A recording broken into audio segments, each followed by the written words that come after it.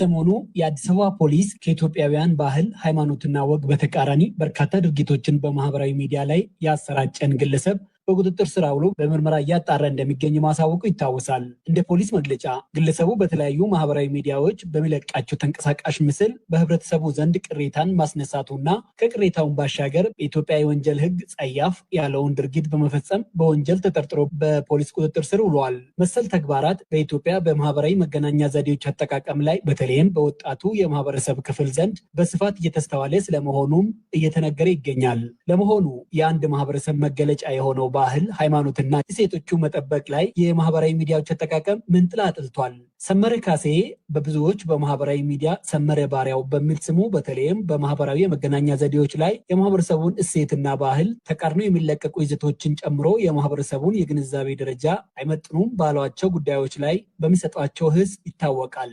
ሰመረ የህግ ባለሙያ ሲሆን መጽሐፍትን በመድረስና በቴሌቪዥን ጣቢያዎች ላይ በሚያቀርባቸው ፕሮግራሞችም ይታወቃል። ማህበራዊ ሚዲያዎች ላይ ንቁ ተሳትፎ የሚያደርገው ሰመረ ከማህበረሰቡ አመለካከት አኳያ የማህበራዊ መገናኛ ዘዴዎች አጠቃቀምን በተመለከተ ትዝብቶቹን እንዲያጋራን ጠይቀነዋል። የተለየ ኤክስፐርቲዝ የሚፈልግ ጉዳይ ነው ብዬ አላስብም። እንደ ማህበረሰብ ሁላችንም የምንኖርበትን ማህበረሰብ አዌር ሆነ ንቁ ሆነ ዙሪያችን ላይ የምንኖር ከሆነ ኖርማሊ የምናውቀው ከበፊትም ጀምሮ የነበሩ ነገሮች አሉ። የራሳችን ባህል ራሳችን እንዴት ነው የምንሆነው የማህበረሰብ አክቲቭ የሆነ የትልቅ ሰዎች ተግሳት ምኑ ብሎ አርጎ ሼፕ ተደርጎ ተቀርጦ ያደገበት ማህበረሰቡ ሄዳለ እና አሁን የእንደሱ አይነት ነገሮች መላላት የተለያዩ ሰዎችን በጣም እጅግ ያደረጋሉ ብለን አስበናቸው ማንዳቅ ደግሞ ልናስባቸው ማንችል ነገሮች እንዲያረጉ የልብ ልብ ይሰጥተዋል። ይሄ አሁን ባለፈው በቁጥጥር ስር ውሏል የተባለው ሰው ኖርማሊ የህዝብን ሞራል የሚነኩ የሚያስነውሩ ድርጊቶችን ማድረግ ወንጀል እንደሆነ በኢትዮጵያ ወንጀል መቅጫ ሕግ የተደነገገ ነገር ነው። ከሞራል አንጻር ደግሞ የኛ ማህበረሰብ ከሞራል ጋር ተቃራኒ መሆኑን በማህበረሰባዊ ነገርም የተወገዘ ነው። ዓለም ላይ ካለው ከዚህ ከጾታ ጋር ከዚህ አይነት ነገር ጋር የተያያዙ ነገሮችን በእኛ ሀገር ውስጥ ኢንጀክት የማድረግ የማምጣት ነገሮች ሆን ተብለው የሚያደርጉ ወገኖች አሉ፣ የሚያደርጉ ግሩፖች አሉ። በቅርቡ ከኢትዮጵያ ማህበረሰብ እሴት ውጭ የሆነን አንድ በማህበራዊ ሚዲያ የተለቀቀን ተንቀሳቃሽ ምስል የተቸበት ቪዲዮ በመስራቱም ያ ቪዲዮ በ24 ሰዓት ውስጥ ከገጹ መወገዱን የሚገልጸው ሰመረ የማህበረሰቡን ማንነትና እሴት የምነካን ጉዳይ ለመታገል የማህበረሰቡ ያገባኛል ተሳትፎና የህግ አካላት ትኩረት እጅጉን ወሳኝ መሆናቸውንም በአስተያየቱ ያነሳል። የሚመለከተው አካል ብዙ ኖቲስ ያላደረገው ህብረተሰቡ የዕለት ኑሮ ሲያባርር ሞላ ጎደለ ሲል እየተስፋፋ ስር እየሰደደ የመጣ ሌላ ነገር አለ። እነሱ ነገሮች በጣም አድሬስ ማድረግ እፈልጋለሁ። ፐርሰናሊ አንድ ቪዲዮ ሪሙቭ ተደረገ አልተደረገ ብዙም ማተር አድርጎብኝ አይደለም። ኮሜርሻላይዝድ የሆነ ዩቲዩብ ቻናል አይደለም ያለኝ። እኔ ሀሳቤን አድሬስ አድርጌ ሰዎች ቢሰሙ የሆነ ሀሳብ ቢቀየር የሚል ነገር ስለሆነ ለእኔ እኛ አብላጫዎቹ ጨዋነት ምግባር ይከበር፣ ህግ ይከበር እንደው ከኛ ጋር ሄድ የምንለው ሰዎች በስተንም ዝም ማለታችን አሁን ትልቁ ችግር ይሄ ነው። ቅድም ያልከኝ ጥያቄ ለመመለስ ኢግኖራንስ ማህበረሰብ ዝም ማለት፣ ትልልቅ ሰዎች ዝም ማለት፣ ድርጊቶች የሚወገዙበት ነገር የህግ አፈጻጸሙ ስርዓት እንዲሆን ከሰዎች ሰው በጣም አክቲቭ የሚቃወመውን እርጅ የሚያደርገውን በቃ ሰው ይሄ ነገር ህግ የለም የሚለውን ነገር ነው የህግ አስፈጻሚው አካል ካሉት ፕራዮሪቲ ውስጥ ተቀዳሚ አድርጎ ሊያደርገው የሚችለው። እኛ አይተን እንዳላየን የማለት ነገር እንደ ኖርማል ሆነ። ምን አገባ የራስን ህይወት ለምን አትኖርም? በቃ ስላስበል የራስን ላይ ፎከስ አርግ ምናምን እንግዲህ ሰው ኢግኖራንስ እንዲሁም ብዙ ሰው አድርጎታል። የምን አገባኝ ስሜት ማህበረሰቡ እንደው እስኪ የማህበራዊ መገናኛ ዘዴዎች ተጽዕኖ እስኪ የት ነው? ምን ያህል ነው? ማህበረሰብ በአሉታዊም በአዎንታዊም ከመገንባት አኳያ በጣም ከባድ ተጽዕኖ አሉ። አሁን ወደ ድምጥላንም በዚህ በዲጂታል ዘመን ሁሉም አዲስ ቴክኖሎጂ ሲመጣ መቼም በበጎ ነገር ነው የመጣው። ቴክኖሎጂ ሊያጠፋ ነው የመጣ ቴክኖሎጂ ፐርፐዝ የተሰራ ሀሳብ ውስጥ ከምንገባ ጥሩ ነው በልሽ የፌስቡክ መምጣት፣ የትዊተር መምጣት፣ ዩቲዩብን ኢትዮጵያን ወጣቶች መልመዳቸው ጥሩ ነው። ታለንቶችን፣ ችሎታን፣ እውቀትን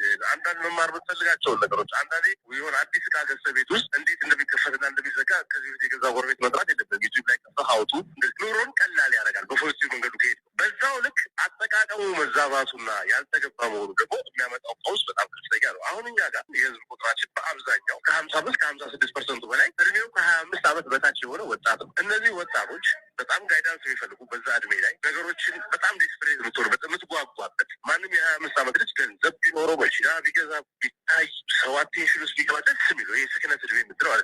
ጋይዳንስ በጣም የሚፈልግ ትውልድ ያለው አሁን በየመንገዱ ላይ በየዩቲዩቡ ላይ በየሶሻል ሚዲያው ላይ የምታየው ልጆች እነዚህ ልጆች የሚፈልጉትን አቺቭ የማድረግ ያችን ገንዘብ የማግኘት ያችን ነገር የመሄድ ነገር ነው እንጂ ሞራል፣ ስነ ምግባር፣ ባህል፣ ጨዋነት ነገ እንዴት ነው የምሆነው ዛሬ እንደዚህ አይነት የቀለለ ቪዲዮ ሰርቼ ነገ ትልቅ ሰው ምንሆናል ምናምን የሚለውን ጋይድ የሚያደርግ አካል ተው እንደዚህ አታርጉ የሚል ያስፈልጋል። እሱ የለም። አሁን ሶሻል ሚዲያ ኖርማሊ የህይወት መስመር ነው። አሁን ተወድ ምጥላ መሆኑ አይጠላሙ ፕሮፐርሊ መጠቀም ልቻል። እኔ የውጭ ሀገር ሰዎች ያሉበት በሙያ ባለሙያዎችን እዚህ ያሉበት ግሩፖች አሉ ጆይን ያደረጓቸው ፌስቡክ እንዴት ጨዋ ነገር ይለጠፋል መሰለህ እዛ ውስጥ። እንዴት አይነት ኮሜንት አለ መሰለህ እዛ ውስጥ። አንድ ፊልስጤማዊ ዜጋ የሆነ ለንደን የሚኖር ሰውና አንድ ደግሞ እስራኤላዊ ዜጋ የሆነ አሜሪካ የሚኖር ሰው፣ በእኛ ሀገር እንግዲህ ሁለት ጽንፍ ያለውን ሁለት የኛ ነገር ሰው ውሰድና እነዚህ ሰዎች አነጣጥራቸው በምን አይነት ጨዋነት ሰዎች ሶሻል ሚዲያ ላይ የእነሱን ሀሳብ ስንሰው ላይክ እንዲያደርጉ ስታይ ጥቅሙና መሰልጠኑ ይሄ ነው። እኛ በዚህም ደረጃ ሳንራራቅ የመሰዳደቢያ ውሸት ወሬ ፕሮሞት የማድረጊያ ያልሞተ ሰው ሞተ አርቲስት ከሌ ሞተ ብለህ የቀብር ሰው ኤዲት አድርገህ ለጥፈህ ሰውየውን ሞራል ከመንካታቸው ሚሊዮን ሰው አይቶት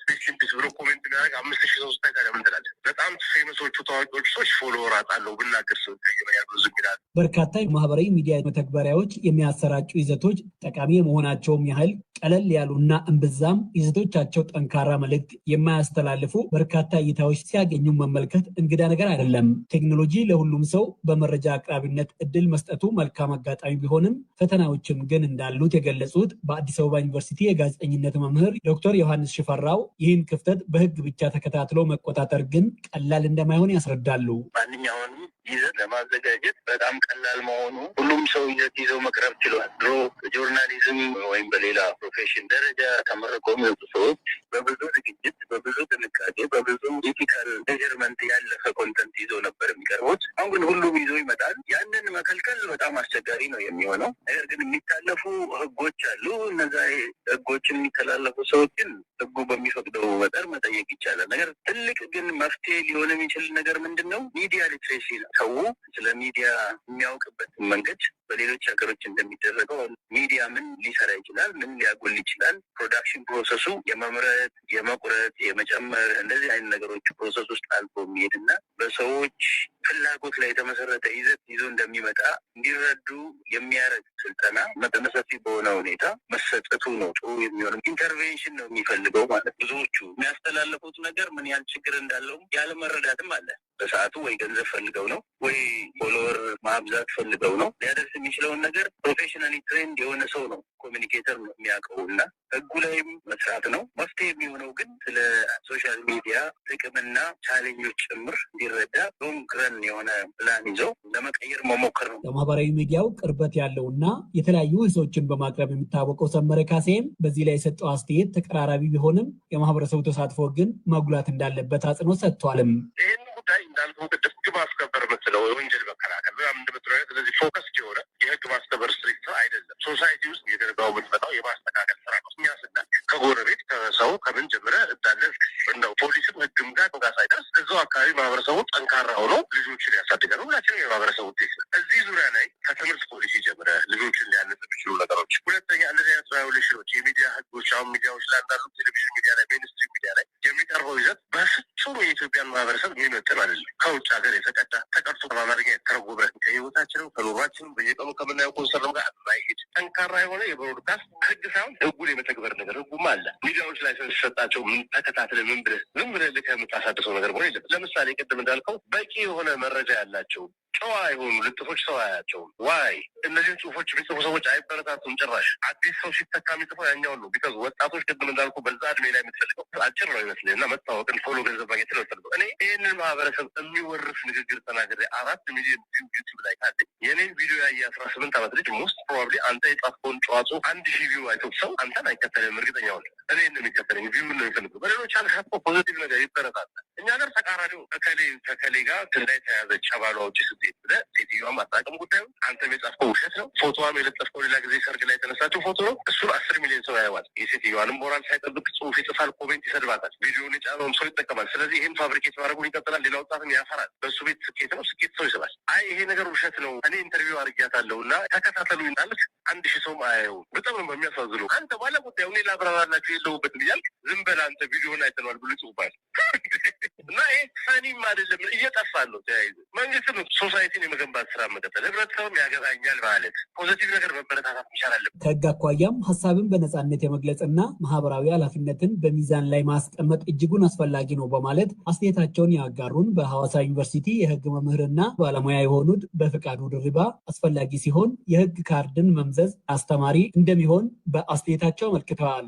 አንድ ሰው ወይም ደግሞ አንድ ቡድን ራሱን ሀሳቡን የመግለጽ መብት ፌዴራል ህገ መንግስትም በግልጽ የተቀመጠ ነው። ስለዚህ ሰዎች ሀሳባቸውን በነጻነት የመግለጽ መብት እንዳላቸው በጠቅላላው እንረዳ እንችላለን ማለት ነው። ያ ማለት ግን ከልዩ ሁኔታዎች ወይም ኤክሰፕሽን ከምንለው ውጭ አይደለም። ስለዚህ ሰዎች፣ ቡድኖች ራሳቸውን በሚገልጹበት ሰዓት በግልጽ በፌዴራል ህገ መንግስትም እንደተቀመጠው እንዲሁም ደግሞ በኢትዮጵያ የወንጀል ህግም እንደተቀመጠው ራስን የመግለጽ ሀሳቦችን የማራመድ መብት ገደብ አለው ማለት ነው። ወይም ደግሞ አብሶሉት ራይት የምንለው አይደለም ማለት ነው። ስለዚህ አንደኛው ገደብ እንግዲህ የህብረተሰብ ሞራል ደህንነት ጋር የሚጣረሱ መሆን የለባቸውም ይላል እንግዲህ ህጉ። ስለዚህ የሚመለከተው የመንግስት አካል እነዚህ ሁለት ነገሮች ባላንስ ባደረገ መልኩ ተጠያቂ የሚሆኑ ሰዎችን ለህግ አቅርቦ ተጠያቂ